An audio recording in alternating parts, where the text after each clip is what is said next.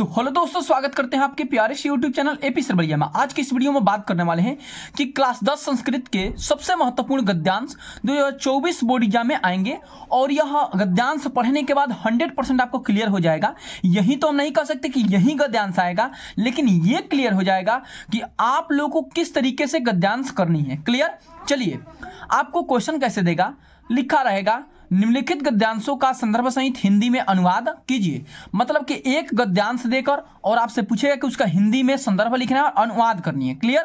चलिए, उसमें से गद्यांश कुछ गद्यांश को दिखा देते हैं। देखिए, दिया है कि महाकवि कालिदास संस्कृतवान मुकुटमणिरस्ति न केवलम भारत देशे अपितु समरज्ञ विश्वश्रेष्ठ कविषु स एकतो अस्ति तस्य नावदा कृति कमुदी देश देशांतरेषु प्रस्त्रस्ति भारत देशे जन्म लब्ध्वा स्वकवि कर्मणा देववाणी मंडलम कुरामः स न केवलम भारतीय कवियः अपितु विश्व कविरति सर्वे राद्रियन्ते। ठीक है ना?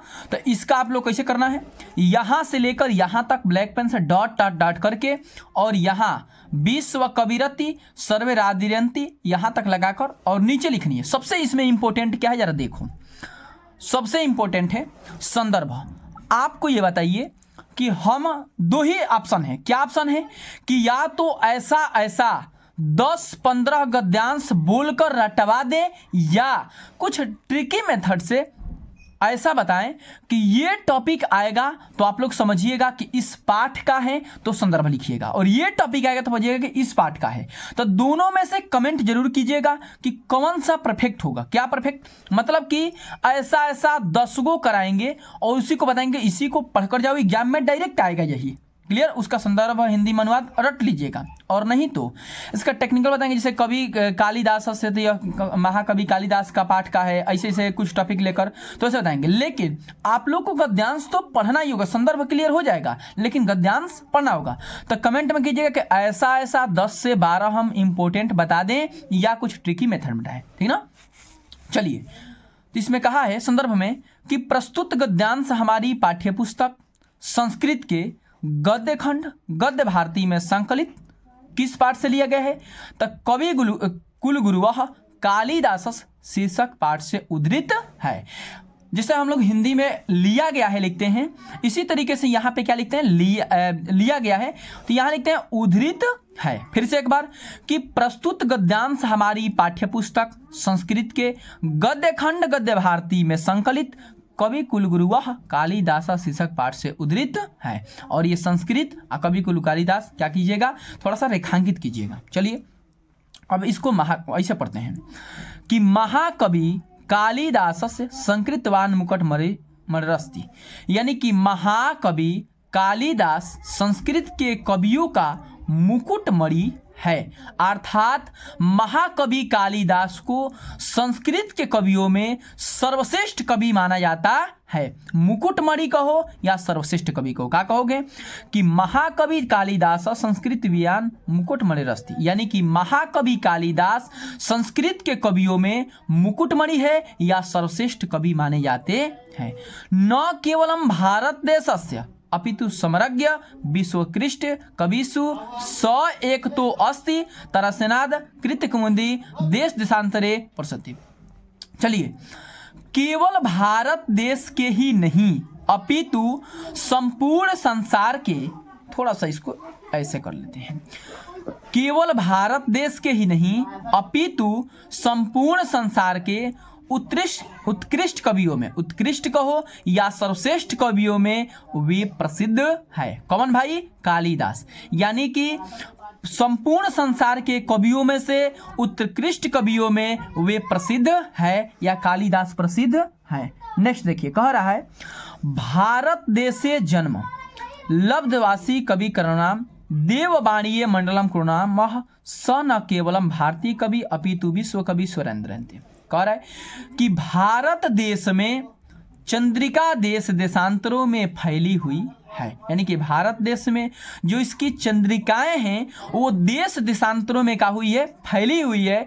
भारत देश में जन्म प्राप्त करके, यानी कि इसका जन्म भारत में हुआ, अपने कविता अर्थात संस्कृत भाषा को अलंकृत करते हुए वे केवल भारत के ही कवि नहीं है। यानी कि ये भारत देश में जन्म लिए हैं, प्राप्त करने के बावजूद भी अपने कविता अर्थात संस्कृत भाषा को अलंकृत करते हुए वे केवल भारत देश के ही कवि नहीं है।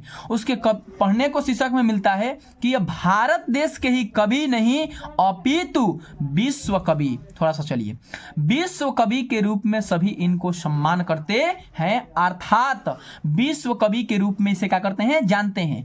हम जानते हैं कि यह भारत देश में जन्म प्राप्त किए हैं या जन्म लिए हैं, लेकिन इसकी कविताओं के, इसके भाषा को पढ़ने के बाद आपको मालूम चलेगा कि यह भारत देश के ही नहीं अपितु विश्व के कवि क्या होते हैं, माने जाते हैं। क्लियर।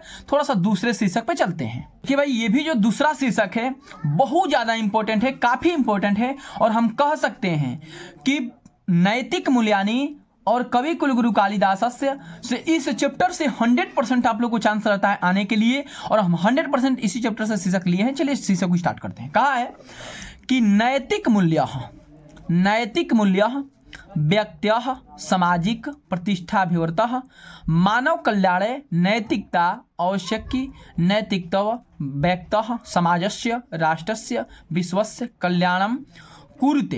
ये सब एक नहीं होता है, क्या कहलाता है, राजनीति टाइप का, मतलब कि समाज के बारे में वही लिखा है। कुरुते नैतिक चरणेनैव मनुष्यवेतुषु त्यागः तपः बीनः सत्यम न्याय पीड़िता एवं न्यायपीय मानवीयाः गुणाः उत्पद्यन्त नैतिकतया मनुष्यो न प्रणभ्यः भिन्नः जायते तदाचरणेन व्यक्तेः समाजस्य च जीवनम् अनुशासित निष्कण्टकं च भवति। व्यक्तेः समाजस्य वर्गस्य देशस्य च समूह न्याय न वर्षो लभ्यत। समाजः स्त्रिया द्वेषल कलाह दोषेभ्यः मुक्तो भवति। कहने की मतलब क्या है, चलिए सबसे पहले नैतिकता से अगर आता है तो आपको तो संदर्भ लिखना पड़ेगा, और संदर्भ एक ही समान होता है, केवल चैप्टर के नाम बदलता है। प्रस्तुत गद्यांश हमारी पाठ्य पुस्तक संस्कृत के गद्य खंड गद्य भारती में संकलित नैतिक मूल्यानि शीर्षक पाठ से उद्धृत है।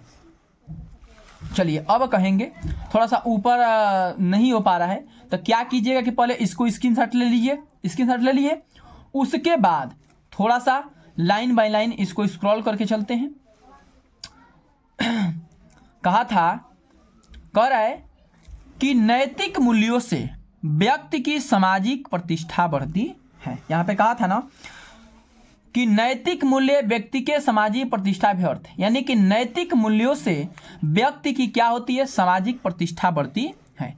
मानव कल्याण के नैतिकता आवश्यक है, यानी कि नैतिकता का मतलब अच्छा गुण, अच्छा स्वभाव, ये मानव के लिए बहुत ही अति आवश्यक है। जानवर अगर के अंदर नैतिकता नहीं रहता है तो चलेगा, परंतु मानव के अंदर नैतिकता न रहे तो उसको क्या करते हैं, जानवर के समान कहा जाता है। आप बढ़ा चढ़ाकर इसको लिख सकते हैं। कह रहे मानव कल्याण के लिए नैतिकता आवश्यक है, बिल्कुल आवश्यक है। नैतिकता ही व्यक्ति, समाज, राष्ट्र और विश्व का कल्याण करती है। नैतिकता ही ऐसा चीज है, यानी आपके अंदर अच्छाइयाँ ही ऐसा चीज है जो व्यक्ति के समाज को कल्याण करती है, आगे क्यों ले चलती है, देश को आगे क्यों ले चलती है, कल्याण करती है। नैतिकता के आचरण से ही मनुष्य में त्याग, मनुष्य में क्या कहे कि नैतिकता के आचरण से ही मनुष्यों में त्याग, तप, विनय, सत्य, न्यायप्रियता एवं इसी प्रकार के दूसरे भी मानवीय गुण उत्पन्न होते हैं। अगर आपके अंदर नैतिकता है तो आपको त्याग, तप, विनय, सत्य, न्यायप्रियता का गुण हो सकता है। कहने की मतलब है कि अगर आप नैतिकतावान हैं तो अगर किसी के बातों से आप उलझ गए तो उसको त्यागने की आपके पास क्षमता होगी। जैसे मान लीजिए कि आपके साथ झगड़ा हो जाता है तो दिन रात हम कोसते रखते हैं कि हमारे साथ झगड़ा हो गया, लेकिन आपके अगर नैतिकता के अंदर गुण है, अच्छाइयाँ है, तो आप सट से उसको क्या करेंगे, त्याग सकते हैं। यानी कि जो हो गया सो हो गया, चलो हटाओ, अपने काम पर हम क्या करते हैं, ध्यान देते हैं। तो यही होता है नैतिकता, कि अगर आपके नैतिकता अंदर है तो त्याग, तप, विनय, सत्य, न्याय, प्रियता सभी कुछ आपके अंदर क्या होगा, विराजमान होगा। आगे कह रहा है कि अगर नैतिकता है तो इसी प्रकार से दूसरे भी मानवीय गुण उत्पन्न होते हैं। आपके अगर अंदर नैतिकता है तो अंदर से कुछ ना कुछ गुण आपके अंतर्गत उत्पन्न होते जाएंगे।